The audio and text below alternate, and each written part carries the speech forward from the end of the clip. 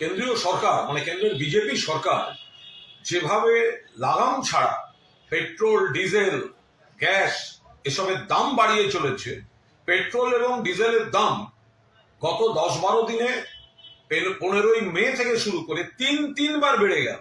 2014 থেকে তো আর যুদ্ধ চলছিল না, এখন কিছু বললেই বলছে যুদ্ধ পরিস্থিতি।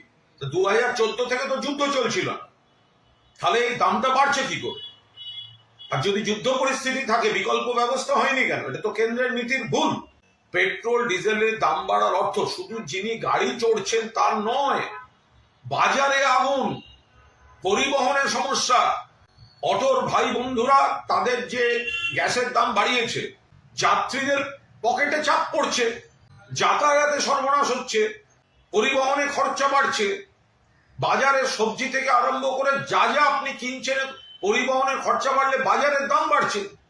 আনুষঙ্গিক আরো সমস্যা তৈরি হচ্ছে। স্কুলে নোটিশ দিতে হচ্ছে যে জ্বালানি খরচা কম করতে হবে।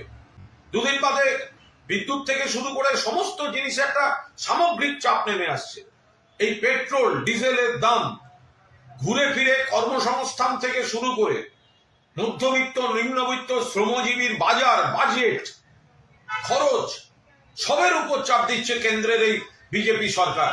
ভোটের সময় ডেলি প্যাসেঞ্জারি করে কত মিষ্টি মিষ্টি কথা, একবারও তো বলেননি যে ভোট শেষ হলেই সবার দাম বাড়ানো হবে।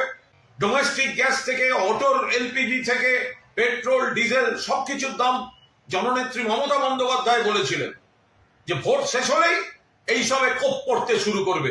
ভোটের আগে যারা এসেছিলেন তারা তো মানুষকে বিভ্রান্ত করে গেলেন, তারপরে এখন তারা মানুষের উপর চাপ বাড়িয়ে দিচ্ছেন।